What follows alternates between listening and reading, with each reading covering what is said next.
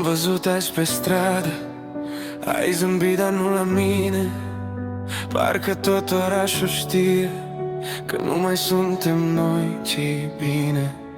Am vrut să spun ceva, dar mi-a murit curajul în piept. Tu erai la 2 pași și totuși prea departe drept. Te-am simțit înainte să te văd, încă-mi știu inima pe nume, dar mi-e frică să mai cred că ne putem salva din lume.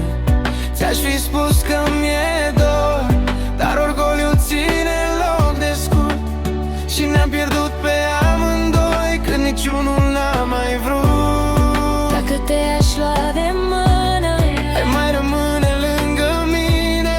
dacă ți-aș spune întoarce-te, ai face totul altfel mâine. Nu mai suntem noi, dar încă ne purtăm în piept. Ne-am spus adio prea ușor, când de fapt n-am fost pregătiți deloc. tu dormi partea ta de pat, eu pe partea mea de dor. Ne iubim în gând, dar realitatea ne ignor.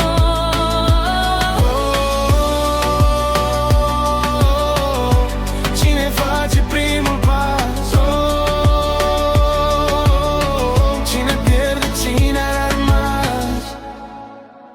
Mi-am promis că n-o să sun, că o să fiu mai tare ca tine, dar adevărul e simplu, încă vorbesc cu tine în mine.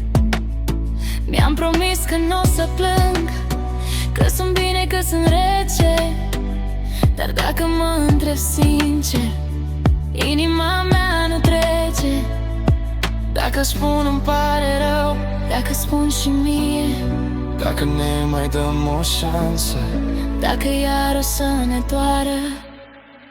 nu mai suntem noi, dar încă ne purtăm în piept.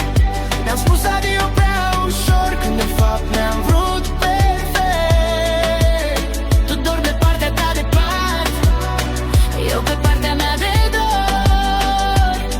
Poate nu mai suntem noi, dar încă ne e dor.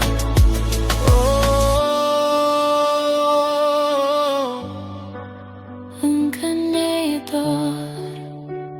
Dar trebuie să uităm de tot.